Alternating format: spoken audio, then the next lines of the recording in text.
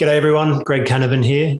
In today's conversation with Ryan Dintz, we're going to discuss in further detail one of the key recommendations we've made for our new money investor product this year. I hope you enjoy it. Just on Bitcoin, I know we've already talked about the sort of price volatility, and this sort of, we say it every time, but this goes to the reason why we suggest dollar cost averaging, because of that volatility, right?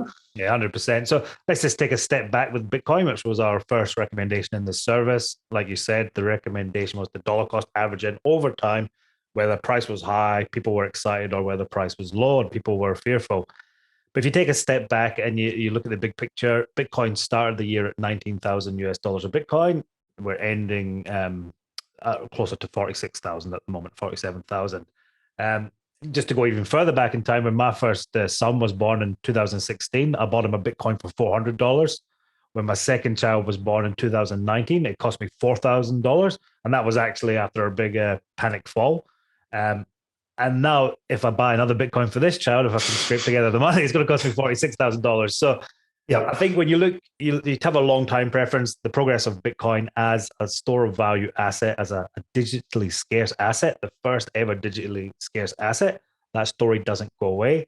And in fact, that story only gets stronger. Just a few weeks or days ago, we reached the point where 90% of Bitcoin ever to be created have been mined. So that means 90% of the Bitcoin to be produced are now out in the wild somehow. That only leaves 10%, or close to 2 million Bitcoin to be released, and that's going to take another 139 years. So if you look at the scarcity of that and you compare it to something like fiat currencies, the US dollar or the Turkish lira or whatever, that argument for a digital store of value, a digitally provably scarce asset, is only going to get stronger. And I think going back to the economics, if we look at the inflation, yeah, it's high in the US at 6.8, but I was just looking at a bunch of other countries, including Brazil, Turkey, Argentina, and a bunch of, other countries that you might expect these things, but they've all got double-digit inflation right now. And these are poorer countries with hundreds of millions of people right now who are having to decide whether their currencies are going to be sustainable as functional things. When you've got the cost of living rising at 10, 20, 30% a year, it makes the whole economy grind to halt. And this year, we saw the first country look at that situation, which was El Salvador, and they were on the US dollar already, so they'd already given up on their currency. But the first currency to make Bitcoin legal tender in conjunction with the US dollars, and that was El Salvador. And so far, that's an experiment, and there's no doubt about that. But so far, that's gaining momentum. Their country is buying Bitcoin. They're going to launch a volcano bond soon, which is going to basically allow them to tap into international markets for money without having to go through the IMF or the World Bank or anything like that. And that's using Bitcoin as collateral. That's using Bitcoin as collateral. Look, in a way, like the skeptic would say, it's just the president's just grifting Bitcoiners because they want something to happen. And in a way, that's probably partially true. Bitcoiners will try and support this country because they're an early adopter. And I don't know the true motivations of this president. Are they, just trying to get a cash grab, or does he really truly believe in Bitcoin as a decentralized monetary system? But whether he believes in it or not doesn't really matter, to the extent that money is going to flow into that country. It is going to help create a monetary network, a decentralized monetary network built on Bitcoin, and we're going to see other countries look at that and decide whether or not they should do the same thing. So if it is a success, or if it even looks like being a success, we will see other countries who are in that same boat of thinking, well, our current fiat system's getting destroyed. We don't want to use a US dollar because we don't want to be a vassal state and lose our sovereignty to the US. How about we do this? It seems to be working for El Salvador. So no matter the motivations, there is a domino effect that could play out. And I was just writing today for subscribers of Crypto Flip Trader, saying that there's rumors that Paraguay are going to be the next cab off the rank, or even the Pacific nation of Tonga. They've got a senior politician who's a huge advocate of Bitcoin.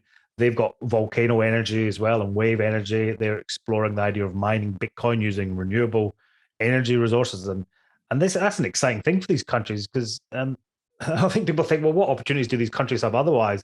If they want to have ambition and they want to step out of the current pecking order in the world, these are ideas they're looking at. So I think with Bitcoin, we're going to see growing adoption, and it's going to come at three different levels. It's going to come at the nation state level, and that might be smaller countries to start off with. We're going to see it at the corporate level, and that's, companies like MicroStrategy actually putting Bitcoin on their balance sheet. And we're going to see it, at funds level and at the financial level.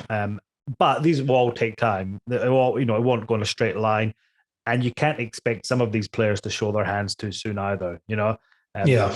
They're going to invest at times, like we said before, when there are dips and pullbacks. They're not going to be the ones buying in at raging bull highs. They're going to bide their time and look for opportunities to enter.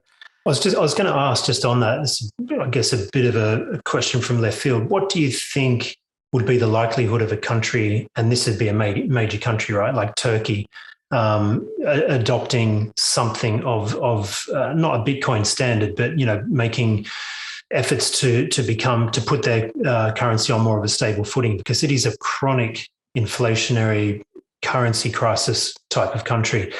I'm just wondering, does that would that come from politicians, do you think, or would that come from the market in that situation?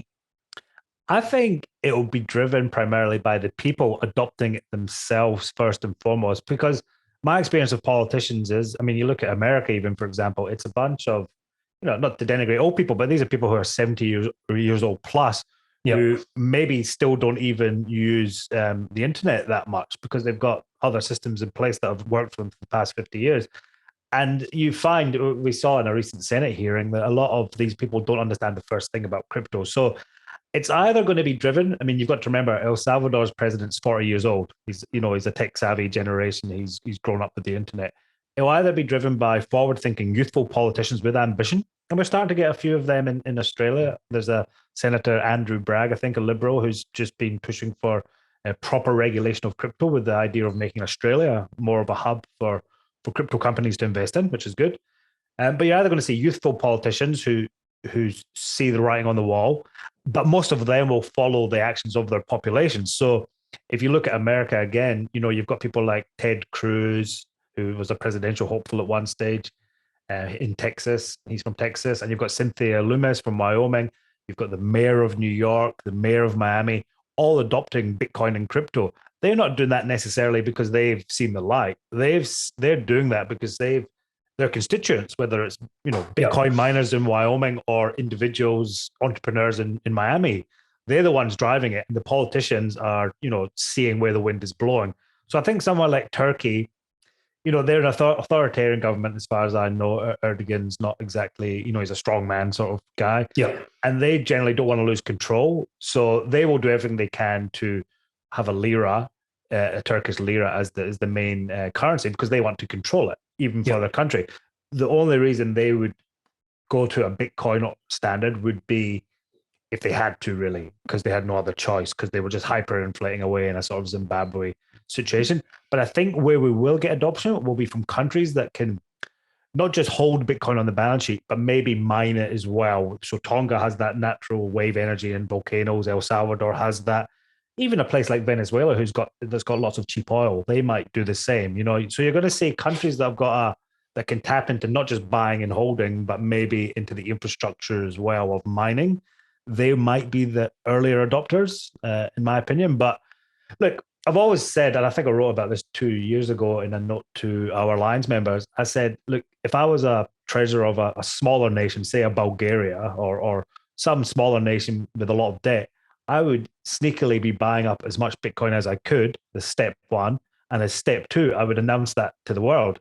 Now, the idea there would be is if you were big enough, say you were Switzerland, for example, and you said that, not only have you just got rid of your whole dollar debt or your fiat debt, but you're getting the reduction in the debt because your currency will fall in value, but you'll get this huge depreciation in your Bitcoin holdings. So there could be a huge debt jubilee where lots of countries suddenly move to Bitcoin and at the same time get rid of their debts, their fiat debts.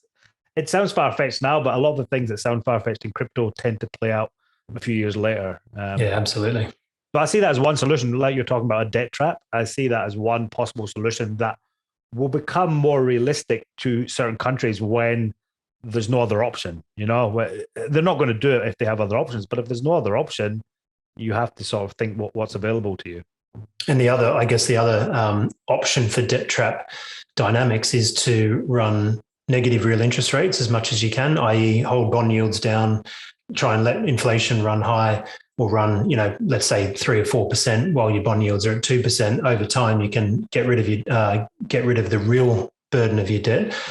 But when that happens, where's assets going to go to when you're running a prolonged, financial repression policy? They're going to go into things like gold and Bitcoin and stuff like that. So I guess whichever way you look at it, from a long-term perspective, look, who knows? We know that this market's volatile, but from a longer-term perspective, the bigger picture looks pretty positive.